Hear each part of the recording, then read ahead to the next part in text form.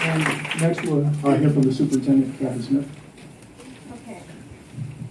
So, my name is, also first let me just say that I normally speak from my heart. Can't hear you. Oh, Lord, you can't hear me?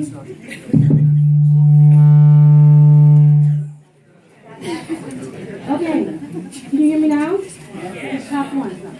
Okay, so what I just said is that I normally speak from my heart, but I felt like I'll just keep it simple and read my comments. So here we go. My name is Julia Mejia, but some of you may know me as the feisty one after the public hearing in Mejia. I'm the parent organizer for the Massachusetts Charter Public School Association and a former Brockton resident. And yes, I am feisty. In fact, I have found myself getting feistier and feistier as this meeting approached because I kept hearing about all of the ways some local elected officials and school leaders have been trying to undermine the advancement of the New Heights Charter application. Part of me has been asking myself, why are they so afraid? Seriously. We are talking about a highly respected group of educators wanting to start a new charter public school in a city where less than half of the high school students are able to keep up with their peers from across the state. Less than half. I joke. It's okay.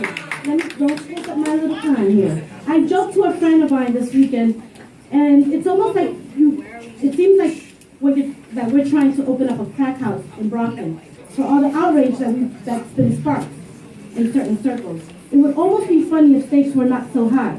Those opposing the new charter school are likely the same people that have had the power over Brockton public schools for years, and yet the schools are still struggling.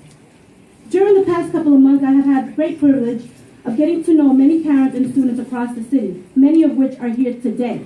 Some who have been here for generations, and others who are new to Brockton and the United States.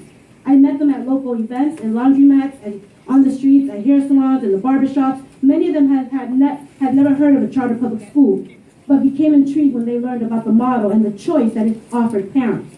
We told them that some urban charter public schools in the city, like Boston and Lawrence, students of color were scoring better than their white counterparts across the states.